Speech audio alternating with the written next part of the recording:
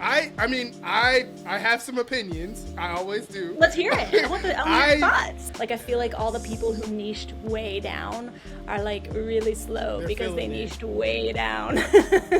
If you're trying to freelance alone without a community, it is impossible. It's impossible. Yes. It is. Yeah.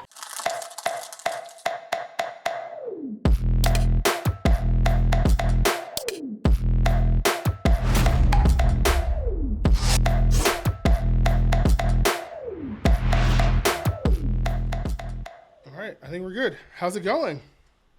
What's up, Cam? Good to see you. I know. I feel like we haven't talked in forever. It's probably been, you guys have been busy. I feel like I've been so busy. It's just part of the whole thing. So, totally. How are you doing? How's your week going?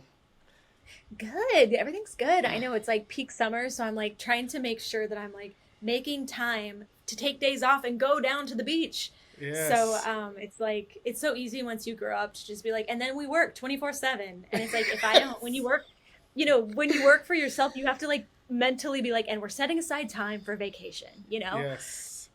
Yeah. So, we went on vacation last week, and it was like one of our first real ones. And it was amazing, but you do have to schedule it. Like, it was one of those things where I'm like, My wife did, Alex did all the scheduling, and it was amazing, and it was beautiful, and I appreciate her for that, because if we wouldn't have scheduled it, I don't think we would have taken a vacation. But we were in Southern Cali. We're in Carlsbad. Yes. And see, y'all did it right. People go to LA. No, you go to San Diego. No. LA is nasty. Yeah. We were in Carlsbad for most of it, and it was perfect. It's like the perfect vacation town. It's like so perfect to like, I don't know how people live there, because I would not get anything done. Like, I would just be hanging out with everybody.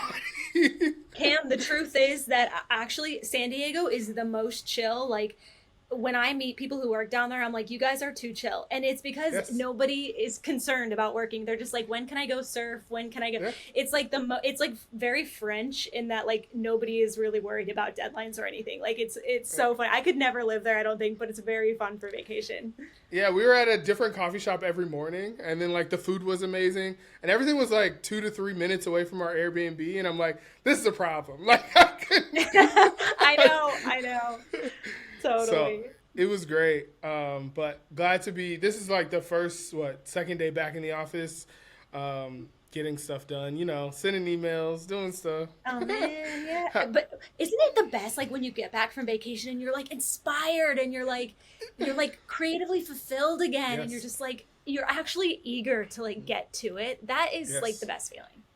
Yeah, I saw so much driving from here to there was so many like trains with graffiti on them, and I was just like this is like a little kid out the window looking at all the graffiti, and then all the, like, we went to the Air and Space Museum, and like just aerospace and aeronautics and all that in general just has had so much good design. And it's just like, you see the Apollo 13, you see all the patches, you see all the like lettering, like letters and lettering and stuff. And it's just like such an inspiration. You're so right. Yeah. You just see all of it. So fun. Yeah, and especially if you road trips, you guys did it right, because oh man, there's nothing better than a road trip and just seeing all the unexpected things pass by. Like, it's like you didn't set out to go to this place, you're just on your way to another place, and like those kinds of, like, when you see that kind of stuff, it's just so fun. I love that. That's so cool that you guys did a road trip. How fun. Was that your son's first road trip? We were nervous. We were like, oh, is he going to be able to do this? I know. It was 5.5 hours. He did great. Did awesome. Amazing. So amazing. It was no problem. So yeah, it was. Love that. It was dope. I don't know if I've done a vacation road trip in like a long time, but it was great. Yeah. It wasn't super bad. We listened to, like, I don't know if you ever listened. What was it? Wrinkle in Time. We got that as an audiobook, so we were all listening to it like on the ride, because I've never read it and my wife hasn't either. So it was great. We just found all these little things we could do while, like, podcasts and all that. So I love that. That's so fun. Those kind of memories, those stick with you. Like, I have such good memories of road trips with my dad and with my grandma and my mom. I have the most specific memory because Jen and I, can you imagine having twins, Cam? You have one. Imagine having twins. How horrifying. I cannot. It would be horrifying. I feel so bad for my mom. I just have this visceral memory that was so funny. Me and Jen laugh about it now, where her and my grandma, we were driving from Kentucky to Kansas. And at one point she just looks back in the backseat. She goes, "Stop laughing." Be quiet. And we were just like, gosh. And we were like, "You should be happy we're happy." And she's like, "I want silence. It's grown-up time now. You guys get to be quiet and shut up, and we're going to talk in the front seat." Like, I can't imagine. Yeah, I too would be crazy. Like, I couldn't, especially having two at the same time. You're like, what do I do with this second baby? Like, yeah. No, there's not enough hands. It's not meant to be this way. No. So that's insane. I'm sure you all have a ton of twin memories like out there too that no one else can. Sure. Do you ever run into other twins and y'all just like bond over being twins, like other sets of twins? Yes. And Cam, get this. So we just hired Jose Sojo as like a new team member. He's a twin. We didn't even know. Yeah. It's like baked into the Hoodzpah DNA. Poor B. She's the only single entity like on the team. She's totally ganged up by twins on the team. That's crazy. Arturo's a twin too? Oh, no, yeah. Arturo's not a twin either. Okay. Arturo is also, him and B, they can support each other. They're the support group. Exactly. They're the new twin. They could be twins together. They could dress the same, and there you go. There it is. I know. Emotional support twins. I know. Arturo is like basically our third, like, he's been with us for so long. He's like basically like the triplet. Yeah. That's so awesome. How's it been? Because I know the other day you asked the question of like, what do people think the size of a studio should be? How has it been like growing a little bit? Because I know you all like really love being a small studio. Yeah, I know. We do love being a small studio. And we had tried to grow previously and it was like just really difficult to like make sure enough work was coming in. And I think we just maybe tried to grow too soon as far as like, without having a project manager specifically, it was just really difficult. It was like we were just project managers. We were just creative directing, and we weren't even really getting to do that much creative. And I think we just didn't really like it. But recently, we've just been so swamped and tired. And me and Jen, we were just like, we just can't keep going at this pace. Like we're reaching like that point where we're getting older, we're getting tired. We can't hit it like we used to. We used to just like it just was so fun, and we would just work constantly because it didn't feel like work. Yep. And even though it's still as fun as it was, like, it catches up to you. You just start to get tired, and you're just like, I just can't do this that much. So it just totally happened. Like, it was one of those kismet things, and that's usually the way it works out best is when you're not like looking for it. You just like, you're like, dang, it would really be nice if we could either grow the team. I love all our subcontractors, but just having one brand person that fits our style that could it could work out for. And Jose took our course, our freelance or our Maven brand identity course, and I just subbed him on something, and we literally just could not have been more like, it was just one of those weird things where I was like, his style is like basically our style, identical. For sure. And I was like, this is perfect. So good. He's so good. Yeah. He's so talented. And we still are going to need to sub all the time. Like, we still love our subs. It's just like having one person where you're like, you always know that person's on. Oh, yeah. It's like you can just give them stuff, and it's been so nice. But yeah, it's been really interesting growing a studio. I mean, we've been doing this for, I think this is our 14th year. We've been doing it since 2011, and we're still only 5 people. So growing is very relative. We're still teeny tiny, but yeah. I mean, I have some opinions. I always do. Let's hear it. I want the thoughts. I feel like we're moving in a direction where small studios are the better choice, especially when it comes to wanting something that is curated and really creative. I feel like it's very interesting because I was thinking the other day about like titles, like how we have like creative director, art director, designer, senior graphic designer. And I feel for like a lot of the really good studios, those titles don't fit anymore. Like, I wouldn't call you, I mean, you're a creative director, but you are a person who is talented in all of these things. Like, you're a speaker of all of those. Right. And I'm doing the creative, like I'm actively just a designer. Like I'm actively just, getting it done. Yes. Yeah. And all my favorite studios are like that. Like, totally. I think that's so interesting because when I asked the other day, we've been like rewriting our book, Freelance and Business and stuff. Oh We're yeah, doing like yeah. a revised, updated second edition. So we're like Okay. adding all this stuff, and we keep going back and forth. Our editor, book editor Jenny Eagley, who's like incredible. She works at ILM and she's also a book editor. She has an editing company called Quill and Cauldron. And Oh, she okay. was like, "Do you want to call it like agency or studio? Like, let's try to use like the same lingo." And we're like, "Well, it could be any. It could be We either." And could. she's like, "Well, what's the Mm-hmm. difference?" And so I did a poll on Instagram and Twitter, Oh, and I okay, was like, okay. honestly, what is the difference? Because to me, I have it in my mind. It's like if a creative company is like more than 10 people, I kind of assume, okay, that's like maybe into agency territory, especially if it's like more than 15. Yes. And like maybe a studio is like small, but also it's like such a, like when people were responding, they were like, it's not just about the number. And I totally agree. It's about the approach. Like you were saying, it's Mm. like studios tend to have a much more like all hands on deck, whatever needs to get done, we're all That's going to true. jump in whatever way we need to, doesn't matter title, and we're just going to help and we're going to get it done. And we're like here for the craft, and we just like making things, and it doesn't matter whose Yes. title has what. Yes. And I that's agree with that's kind that. of what everyone, that's kind of what everyone was responding. And I think somebody said exactly what you just said, which was like, to me, he was like, to me, agencies are where the roles are really defined. Like, this is the Mm-hmm. project manager, this is the creative director, this is the designer, and never the twixt shall meet. Like, nobody Yep. overlaps, everyone has their role. And he was like, and then studios can be any size. It's just like way more like freewheeling. And I was like, yeah, I think Yes. and that seems to be what everyone else thought too. Yeah, it's so interesting. I know once I like came into design, everyone starts and they're like, "Oh yeah, I'm an agency," and then Yeah. like someone tells you that like, "No, an agency's big," and you're like, "Oh, Yeah. I guess I am this." So creative studio makes more sense when you like kind of start out and start kicking things off. Um, but yeah, I don't know. You all Smith and Diction, they are another one where it like seems like everything's kind of blurred together and it's just like Yep. we're out here to just solve a problem or create something really dope.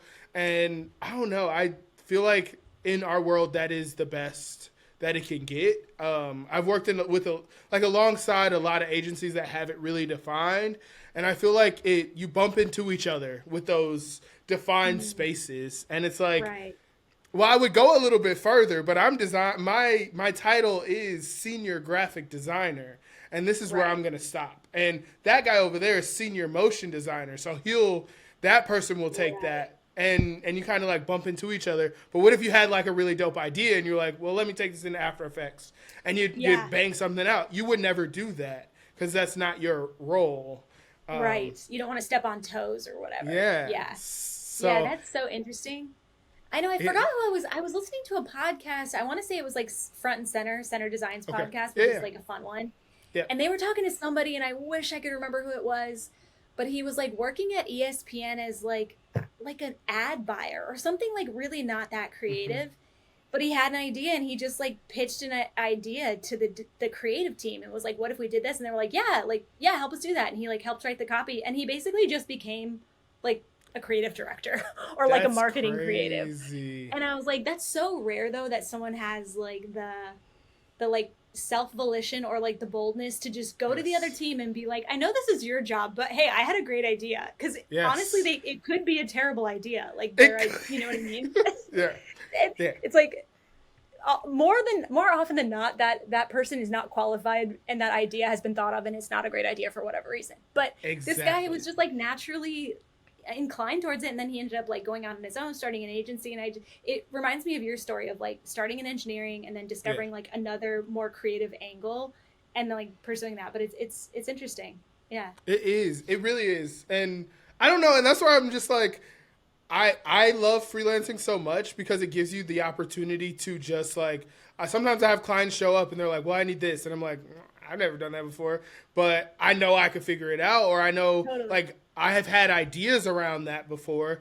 And it kind of it teaches you that, because all of this is like flexing a muscle, not one, like you don't just know this stuff. It's not just like innate, but that Yeah. ability to just go for it is, I think, so huge. And like a lot of my friends that are like 9 to 5ers, they don't have that, like, just go, like if you want to do it, just go for it. And it's, I don't know. It makes me sad. There's like a bravery. No, it's true. There's like a Yeah. bravery that you have to have and like a confidence that you have to have. Otherwise, Yeah. freelancing will be miserable for you because Miserable. there is so much of what you're saying, which is like you have to be curious and like be like, I can figure that out. I know I can figure that out. Like I have the Yeah. base knowledge and skill set, and this is just like a little tangential, and I know if I do the research I can figure it out, or if I get stuck I have a friend I can hire on to like help me Yes. fix this, you know. Exactly. But there's such a bravery of like what we do is like, yeah, especially with freelancing, because it's like you kind of have to offer a little bit of everything so that you stay busy, or at least I feel Yes. like the ones who do well, especially in this economy, like I feel like all the people Yes. who niched way down are like really slow They're because they feeling it. niched way down. They're feeling it. Yeah, I and what's something that's exacerbated it is definitely AI, which is very Yeah, interesting. It's like it's made everyone have to be more of a generalist, which again with the small studio like we're talking like those yeah, you're geared to be more of a generalist because you're just all hands on deck, we'll figure it out kind of people. But I feel like that's one of the things that's kind of kept me going is the ability to be like, okay, today I'm a motion designer, tomorrow I'm a brand yeah, designer, tomorrow the next day I'm a web designer, and it's like all fine. Like that, I know how to yeah. do all those things. So I don't know. I'm very curious to see like the people who niche where that goes in like the next 2 to 3 years if that was the right thing to do. They were super For hyped on sure. it though. For like, I think that was what like 3 years ago. People were so hyped on niching. Oh, like if you weren't niching, it was like you're an idiot. Like Yes, yes. I swear they were literally saying that. Yes. yeah. And I feel like I get so that's one great thing about getting older in this industry is just like the experience that comes with seeing all those fads and all of those Oh, emphatic statements and just being like, I've heard this 10 times before. Not to say that there yes. aren't absolutely ebbs and flows in every industry and that like Hmm. certain things do come in and out of vogue. And just like style, like, you know, it's like at first everybody wants to be a generalist, then everybody wants to be a Hmm. niche, you know, and each has its benefit, of course. Like if you niche, you're likely able to, you know, demand a higher price. And Yep. if you're a generalist, your clients know they can always ask you to do something and you're going to have repeat Yes. clients because they know you can do a lot of different things. So it's like Yep. each one has its benefits, but I've been laughing recently because remember like 6 months to 8 months ago when everyone started to really become aware of like AI's potential and we were all buying into the Kool-Aid. I know Yep. that I'm not saying that AI is like, I have my own thoughts, but it's like everyone was starting to buy the Kool-Aid and they were all saying like designers are obsolete. And I was just For like, sure. I don't believe it. Like, I just don't believe it. Like, I've seen what it makes and I'm honestly not impressed. And even the No. tools, the AI integration into my everyday tools are next to useless. Like, it's Yes. quicker for me to do it. And I know that Yep. won't always be the case, but it's just so funny how like 6 months ago it was designers basically go find any other career, try to work at Trader Joe's, your life is over. And I literally just got 2 emails this week that were like, it's never been a better market for designers, everyone's looking for Yes. designers. And I was just like, it's so funny, these emphatic like the sky is falling Ups and LinkedIn downs. posts. Yeah. And it's Yeah. just like if you ever read those and you're a young designer, do not freak out. Do not freak out. There's always Yep. people trying to say the sky is falling.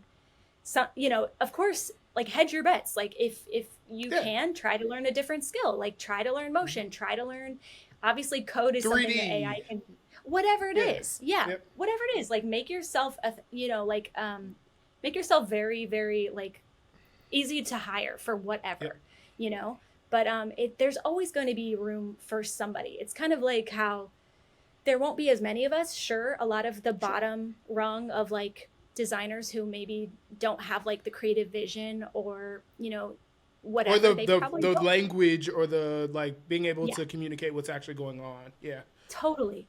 And honestly, it does make me feel really, I feel so much for design students that just got out of college. I Everyone told know. them like, you get the degree, you get the job, you're going to have this amazing tech job where you make, you know, six figures and you get lunches paid Yep. for, and all of that has completely changed. And it's almost impossible to get an entry level job. You're going against people that have had 7 to 10 years in the industry that are having to take lower positions because they just need work, you know. And Yep. it's just like it's really hard to get an entry level job. And but the I don't know, it's just like when you have the self initiative to say like, I can freelance, I can reach out to my friends, I can reach out to my community and say like, hey, if you guys need any of these skills, these services, like I can do these, and just let me know. I'd love to work with you. Like, you will survive long enough until you find your next thing, likely, you 100%. Know? I think that's why I love freelance. And it's like, it's maybe not for everyone full time, but like it will always come in handy to just know how to run a project productively and to reach out to people and to get work in between when the economy is bad, because there's always going to be recessions. Yep. All you said, I 100% agree with. It's very interesting because it feels like they're chopping the bottom when it comes to like workforce and labor. They're chopping the bottom of design, but they're also chopping that top. The people who are like older, like maybe 45, I have a couple buddies who've every year they've been laid off. Like the past 5 years, every year they've been laid off. Yeah. And I'm like, ooh, that has to be so rough. But you're so right about like the one reason that I really do love design is I feel like the people really care. Like people really care about the like each other. So like if I have a person who I know who like needs a situation or needs work, I feel like I've had more people who are like, oh, well, let me see if I can connect you to this, or let me send you like job recs or whatever. Like felt like more of a community when it comes to that type of stuff than anything engineering was. Engineering was so structured that like if you had to go through the structures to get anything that you wanted. You had to put in the resume. You had to go and put in the job. You can't really be a freelancer that easily in engineering. No, it did not work like that. But this is a totally different game. So I always feel like if people can work on like you said, those building connections, building relationships, all it takes is one relationship to work for you to be good. But to be good in freelance, you need multiple. But you kind of have to start it. I mean, I started at nothing. I was just like, let me DM as many people as I can. But it's possible. It's possible. It's 5 years later and I'm still doing it. So I know, and it's like you don't have to do it forever, but just having that in your tool belt of like that, this will get me through while I'm looking for my steady thing or my permanent thing. You know, like at least you're not like just bleeding cash every month and draining your nest egg and your safety net. Like it's such a helpful tool, and something that our clients will say again and again, especially to Jen, because she's just very business savvy and very positioning savvy. I am too, but I'm not as good at verbalizing the why. That's why me and Jen work really well together, I feel like. But Jen's really great at explaining the why. And like our clients will constantly say like, you all are so business minded and marketing minded. And we really appreciate that. And so even just you freelancing on your own, if you're just in between jobs, gives you such a clearer view of like the marketing team and really like this has to sell and this has to convert. It can't just be cool or pretty or get likes. You know what I mean? Like you 100%. Start to understand, and you start to understand like how to get things approved because you understand the benchmarks and the criteria of how they see something being successful. So you can kind of like help push your idea that you really know, like gut instinct, this is going to be cool and it's going to be awesome, but you need to convince somebody on another level, Yeah, so, you understand the levers.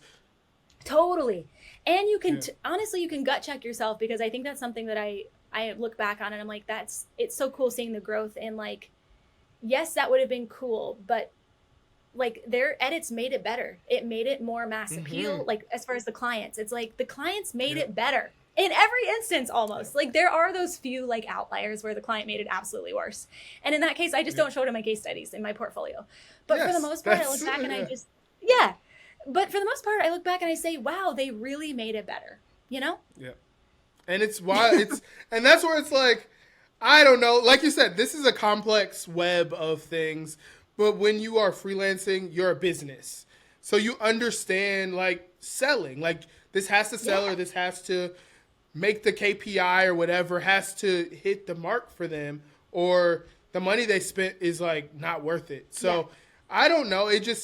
You have to understand the world more. You have to understand project management. You have to understand timelines. It just makes you a much more valuable, even if you don't want to freelance forever, a valuable employee. Like, it makes you understand the world more. Is that hard? Does that stretch you? Yeah, I'm still trying to figure out timelines and Gantt charts and all these types of things, but it's things that will like never not be necessary. Like, we all went to college for something, and it's like, okay, that might have, my stuff that I learned was a lot of like, it wasn't a lot of hands-on stuff. It was more like theoretical and like numbers and it like just formulas and stuff. But like, this stuff is real, tangible. How to get a project from start to end, everybody needs to know. Like, Yeah, there's exactly. it's innate. Like, so. Yeah. And one of those things that's cool too is like, again, when everyone says like design jobs are over, nobody needs them, like even in a recession, and especially in a recession, the smart brands are still marketing. They are, and they're finding ways to create brand awareness. So, and all those, my friend was telling me this, my older friend, he told me this years ago. And he was like, when everybody's getting laid off and all the smart people are getting laid off at these companies that need to downsize, those people are going to go out and start their own thing. And they need branding. They need marketing. They need design help, you know? So it's like, maybe you're not going to be getting those big, like hefty, like awesome, you know, brands getting with the nice budgets, but you're going to be working like at the ground floor of some really cool ideas for some people that are probably going to go on to build the next cool thing, you know?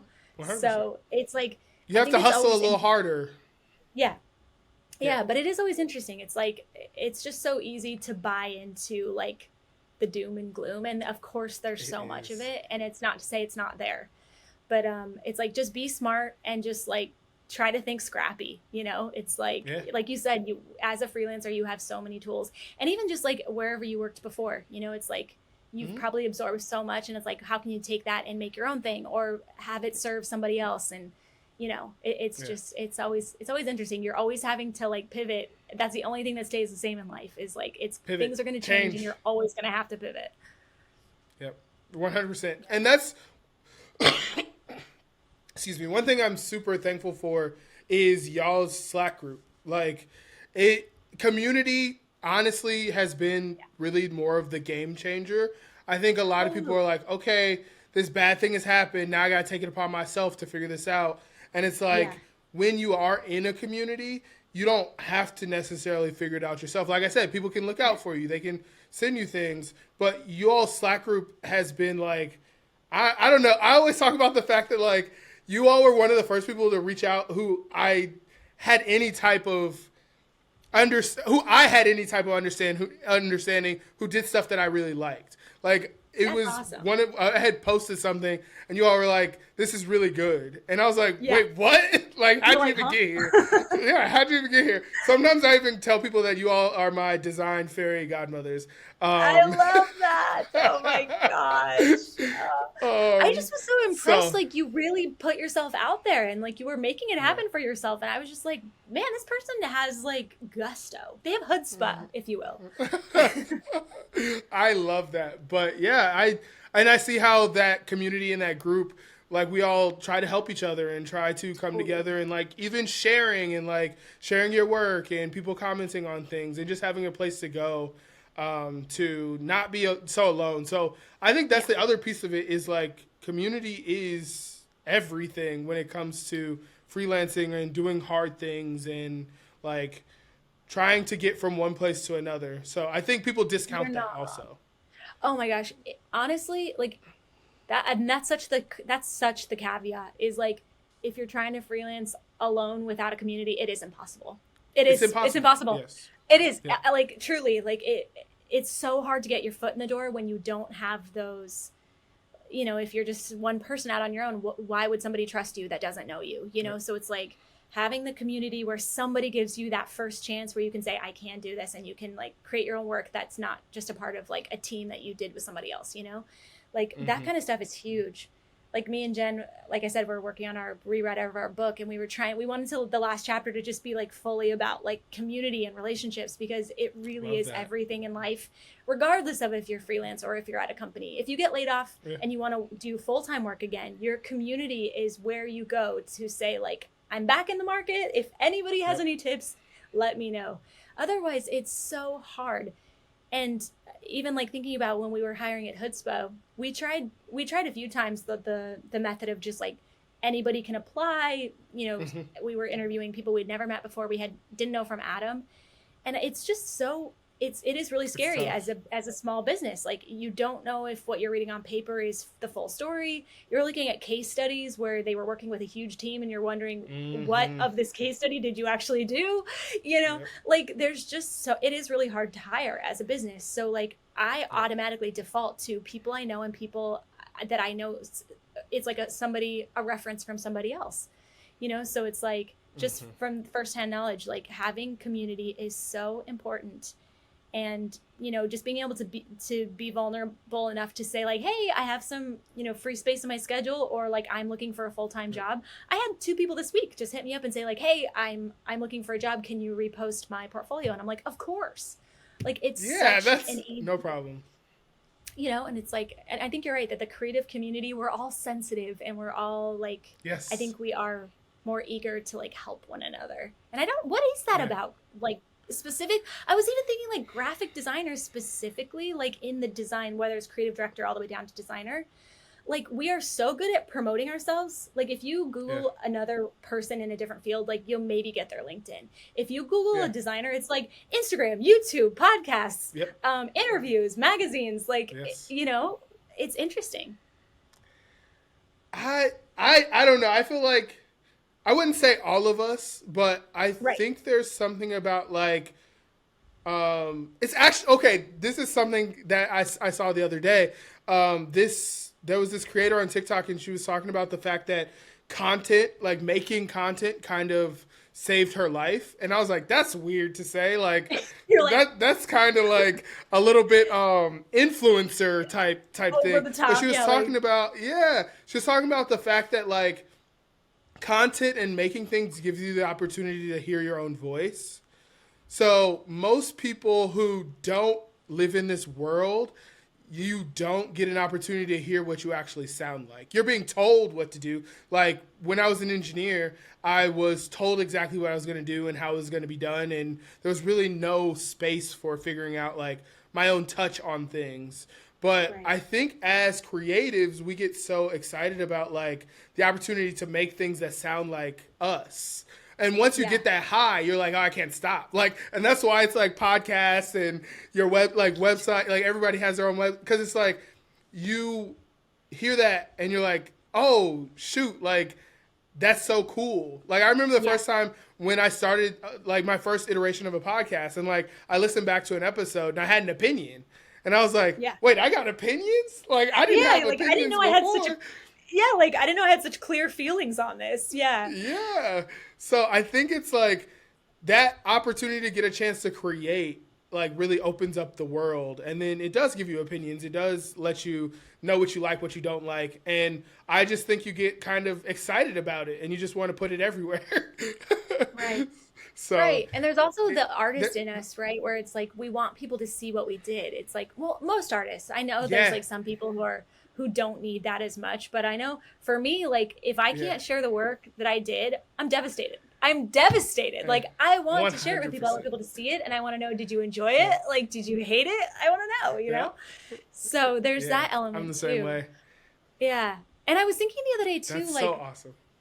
I work with a lot of creative directors, like at other brands, you know, and there's one that I love working with, Banna Tesfaye. This goes out to you, girl. Yes, she's so awesome. I've met her before. She's incredible.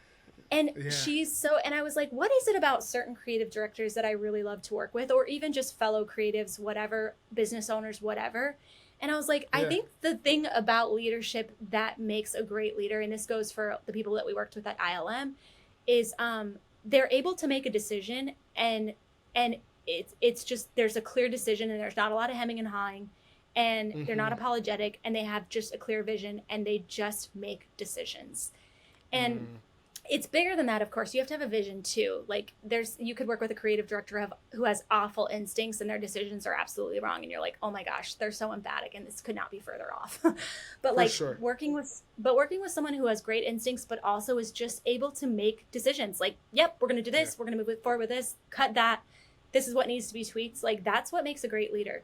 I think a lot of people get into leadership who don't have that skill and it stresses them out to make decisions and just make the call so that this project can move forward.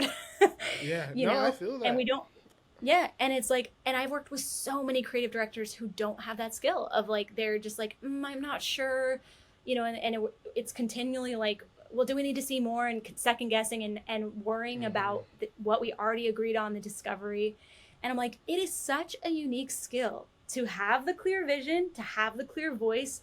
And maybe maybe you're not 100% clear, but you're like, you know what, 75% sure. And like, this project needs to move forward and I don't want to be the one to hold it up. And everyone else around me also feels like pretty sure. Like, I'm going to trust the team, or I'm going to trust my subcontractors. Yep. And that is like also super valuable. Yeah, I definitely agree with you. I think that's the same thing with sports. You can also tell when like someone like a good plan put together, but also with that plan, they're like, we're not going to move back and forth on this. This is what we're doing. Yes. And I think it's the vision and the decision making, because you're so right. Like to waste people's time with like, I think we need more time. Like, I just think we might need to see something.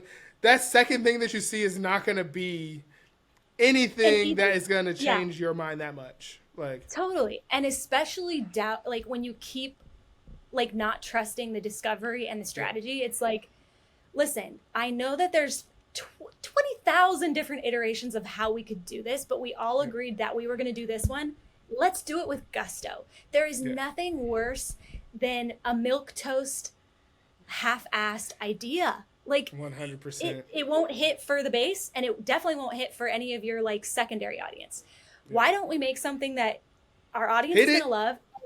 And then maybe everyone else hates it, and guess what? Everyone's talking about it. Wouldn't that be great? Yes. I think about the Dunkin' stuff all the time. Yeah. Like, everyone hated that Dunkin' rebrand, but like, did they? Yes, they hate they had to go almost pulled it back. Like, America Runs on Dunkin'. I listened to, I think it was a change of brand. They almost pulled it back because people were so upset about it. But they were like, well, the strategy has led us here. This is where we're staying. And they stuck with it. And it has worked. Dunkin's huge, like way bigger than they were before. Totally. And I think that is like, that goes to, again, vision and making a decision, because I think what people get so hung up on is like the immediate reaction. The immediate reaction is always going to be tepid because people don't like change and they're uncomfortable with change. So the mass response will always be, I don't like it, until you contextualize it and you continue to explain it. So it's like people will start to see the ads roll out. They'll start to see the copy. They'll start to see the marketing, the packaging. They'll start to experience it firsthand instead of just seeing the press release or seeing the Twitter or the Instagram or whatever change and making a passing 100%. Judgment with no context. So it's like you're always going to have people be upset. You have to forget that. You have to say, like, is this right for the base? Because if it's right for the base, everybody else will fall in line in 6 months once they're over the shock, because it'll be normal 100%. To them again. And that was the whole thing. They were just disrupted by the change. Yeah, that's so true. That they were the brand new comment section. Right, totally. So I don't know. I just love what we do. I so love what we do. I know, it's fun. It's so much fun. And it's so fun, like, as you get older, like, being able to, like, identify why your gut instincts on, like, what's happening and why in your industry or your career, you know? It's like, of course, we have those people that we look up to that help us, like Jamie Stark in our Slack channel, who's, like, hilarious. And so he's been through everything. He's worked in New York, LA ad agencies, food industries, literally every industry. And he's got gold mine of advice for any 100%. Question. Everybody go look up Jamie Stark. He's amazing. But he's the best. But it's like, that's why it's so nice to have people who are older than you that you can just like ask questions or just hear their stories, because you're like, oh, okay. Like, there's just so much about business and about the politics of like getting things approved with clients or through an agency that it's like you just don't think about when you're a young creative, you know. And that, to me now, that stuff fascinates me. I used to hate it, and now I'm just like, this stuff is so interesting. So interesting. It's the best. We always visit this when we like have a conversation, but what are you watching right now? What shows, what movies have you seen? We always touch this. We like. We I have can't go without. we have doing to. it. We're pop culture junkies. We have to. Yeah. I'm obsessed. Our whole household, and all my sisters and everybody that I know is obsessed with K-pop Demon Hunters right now. I And have the not songs seen have that been. yet. Oh, Cam, you have to see it. I bet your son would love Okay. it. Like it's been Okay. number one on Netflix for like since it came out, and they didn't even expect it was going to be such a big hit. It beat Justin Bieber out on number one on the That's billboards. crazy. I'm like, if you can beat Justin Bieber, you are massive. Like this is a fake That's band. crazy. I mean, the band. I guess the girls are sung by a real K-pop band called Twice, Okay, and okay. they're phenomenal. They're phenomenal. The songs, I Nice. literally can't go to sleep sometimes because the songs are so catchy. It's insane. That's so so yeah. cool. I would have never thought that. I did see people talking about it. I was like, dang, what's going on here? Like, Yeah, like everyone's talking about this. You like Yeah. anime, right? I do. I love Okay. anime. So I don't think that's why I was like, I'll give it. It's not Yeah, technically, but it has like Right. same vibes, I'm sure. Similar vibes. Yeah, Um, similar vibes. It's really fun. We've been Wait, watching what do you watch? The Studio. Yeah, we've been watching The Hilarious. Studio. So good. It's honestly, it's honestly hard to watch because you're like, it's like in some ways it's like so accurate and so like, oh my gosh, this town's insane. This Yes. industry's insane. Yes, yes. I was thinking about you were talking about the people giving opinion when they shouldn't. It made me think of the Note episode where he's supposed to give the note to that director and he just Yeah. can't do it. Totally. So good. It's such a good show. It's so funny because he's basically the horror story creative director, which shouldn't even be a creative director because he's Yes. just a producer. It's like I don't know. There's just that whole show is so funny. I love that Ike Barinholtz guy. Like he cracks me up. Whatever he's in, I know it's gonna be funny. He's so funny. He's so good. Like his timing is like impeccable. I'm just like, know. oh, how do you? It's like someone who is like a singer or an artist, and they just on the beat so well. He's on the beat of comedy like so well. It's amazing. He is. Um, And he still has his would- original teeth, which you have to give him props for. Nobody has their original teeth in LA anymore. Leave everyone's that's teeth alone. crazy. Why do people do that? Same with like the lip filler stuff. We've been watching also Love Island, and like. I want to get into it. I want to be a part of the should. culture because I feel so left Amy. out. Is it good? Amy, you should. It's good. Okay. I'll Is it? tell Oh, you where to no. start. So start Okay. with the American version, and then Yeah. season 6. So they Season they 6, just okay. did season 7. Season 6 is their like magnum opus. Like it's probably the best season that they're ever gonna have. It just was like kind of a perfect storm. The Okay. people that were on that season are like they didn't know it at the time, but they were really good characters. As like, Okay. yes, they're people, but they came out to be like really good characters. And I think everybody after that realized what it could be. So I think everybody's gonna be kind of copying season 6. So season 6 was good. that's Season 7 was pretty good, but season 6 is kind of it. That's interesting. That's so funny. See that I feel like we are hitting that era of like where reality TV is not it. I mean, it never was really that real because we know that the producers like and editors like have a lot to do with how the story With the unfolds. story. Yeah. But even more so, people dialing up their personality, like that is Yeah. interesting to me because I'm like, how do we have reality TV anymore when everything feels like it's already been done? Like, remember Jury Duty? I know. Do you remember that show? Yes. Yes. That Yeah, was I love that that was show. iconic. But it's like, how It do you was so ever good. repeat that magic? You Because don't. it's like now people know, and they're gonna have another season apparently. But I'm like, how? Okay. How do we Ah. like? We know too much, but. Okay, is it as addictive as Love is Blind? Because I'm obsessed with Love is Blind. I think it's more addictive than Love is Blind. Okay. And because it's just, a lot of it is just so silly. You're just like, what is Yeah. going on? Yeah. And I think Love is Blind suffers sometimes from being too serious. Like Right. sometimes some of these couples are like so, the situations that they're put in, I'm like, oh, this is very serious. This guy's really Yeah. a jerk. Like, this is I really know. bad. But Like, Love yeah. Island, they kind of check each other. Like, there was a guy in the last season who was kind of like, he was kind of like love bombing this girl, and the dudes put him in check. And they're like, yeah, we don't mess with you because you're doing this to her. And I'm like, oh, okay. So it kind of balances out and makes it a little bit lighter. And the challenges are stupid, and that makes it lighter too. Like, all of it is really silly. But with sometimes, like, the Married at First Sight or the Love is Blind, I feel like these people are doing something that is, like, serious. Like, their plan is to get married. I know. I'm like, you guys are insane. You guys are insane. I would never. Would never. I'm not letting a team of producers put together who I should marry for the rest of my life. No. Even if I have to annul it, I'm not doing that. That sounds terrible. That's crazy. That's the funny thing about living in Orange County. They asked me to be on Millionaire Matchmaker as one of the girls that he gets to go out and, like, I'll take this one on a date or whatever. I don't know. I had never seen the show, but I was like, I am not going on a reality show to make an absolute fool of myself and my business. Like, no, thank you. Here's Amy from Hoodzpah Design. Yeah, I know. I'm like, so I can be a lot, because I know I would stick my foot in my mouth immediately.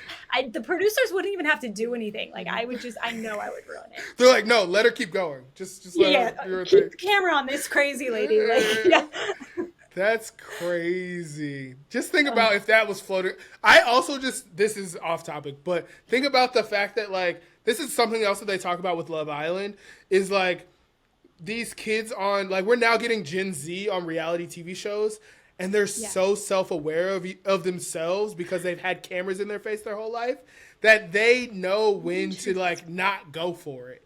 They're like, oh, can't do that. Like, oh, can't do that because of, like, public opinion, and they know that the internet is forever. So they have a little bit more of, like, an understanding of things. So it's like, again, it's going to ruin reality TV. And that's why they're like, season 7 isn't as good, because these kids know what's going on. Like, they know. And thank goodness they do, because their lives could be, like, ruined. Yeah, they know exactly what's going on. Like, I think it was the last season, not like the last one, the one before, of Love is Blind, where I literally was sick to my stomach at the reunion because it felt so gross. And I was like, these people's lives have been, like, they're not okay. These people are, like, psychologically unwell from this experience. Like, this is messed up. Like, I just felt bad watching it. I was like, this does not feel good. Like, it was supposed to be fun and, like, cute, and, like, it's so bad. Yeah, there's another show that I watch. I don't know if you've heard of Vanderpump Rules. This is one that Alex and I have invested so much time in. Like, we watched it from the beginning. And so you watch it, it's this group of, again, they're like 20-year-olds, and they're working at a restaurant, and just drama, just a ton of drama. Yeah. And then they're, like, sleeping with each other, and they're just doing stuff that's, like, silly. But again, it's reality TV. And they get up to season 10, and, like, one of the couples, the dude is cheating on, like, his girl, who he's been together with basically the whole time the show's been around, with another new girl on the show. And they completely are able to hide it for a long time. And then at the end of the season, it comes out that he's been cheating the whole time. And they call it Scandival. The guy's name is Tom Sandoval. And it just was a mess. It's the most beautiful mess I've ever seen. So you're on, so if you like Vanderpump Rules, you have to get Josh Ariza on this podcast. He designed their whiskey brand for Tom Sandoval. What? That's crazy. So you're going to have to get him on. Okay. And just hear if he has any funny stories. He probably does. That guy's insane. Tom Sandoval is insane. I think they also asked him to do their, like, band logo or something. I can't remember. There's something really funny, but anyway. Probably. But yeah, it was 10 years worth of, like, build up for one super dramatic season, which was amazing. Whoa. That's crazy. Yeah. So we're reaching the end. So you all didn't get this question the last time, because I think, again, you all were my first podcast. Of the Do You Know Designers. You guys were the first ones. So I don't know if I had this question at the end. I think the question was different. But the question that I've been asking now is, what does creativity mean to you? Basically, any way you want to answer it, go. Okay. Oh, my gosh. Okay. That's crazy.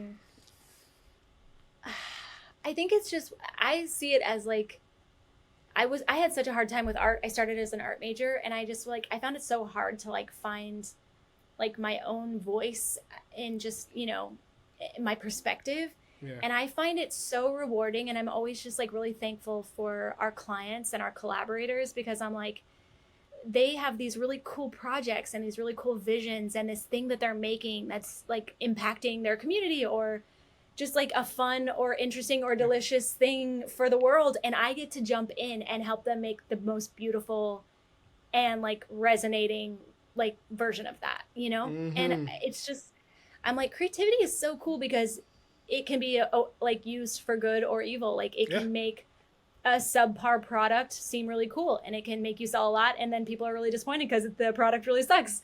Yeah. Or like there can be a great product where the, you know, the design, you know, whether it's like really amazing or really creative, just isn't quite hitting with the audience that is the target. For so sure. I don't know, I'm like, this is such a amazing tool that we have to like connect people and connect ideas. And it's really cool that I have like my prompters in my clients where I can just like, I don't know, I can just jump in and be a part of a team in a really cool way. Like I love sports, and I think I love sports for that reason too. It's like seeing a team, specifically team sports, like surfing and skateboarding. That's fun, and I like watching that too. But like team sports, there's something so cool about like everyone has their part and everyone comes together and you accomplish this really amazing thing at the end. Yeah, it's like being in a band. Like everyone, yes. like the song is like the end product, and it's it resonates. So I love that. We couldn't do it on our own, and there's something cool about that. Dang. Okay. Perfect. I think that was a great answer. Is there anything that you want to plug or that you all are working on that you want to share? Gosh, I guess if you are interested in freelancing and you liked our first book, or maybe you never even heard of our first book, but Freelance and Business and Stuff, we published it like way long ago, and we are republishing it. It's going to be a revised, expanded second edition. And I guess just follow us on our newsletter or on Instagram, and you'll have updates for when it releases. But as of right now, we're hoping in about a month and a half, it'll be ready to come out. Nice.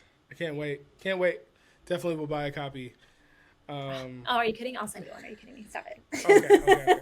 Hey, I'm not even gonna argue. Stop it right now.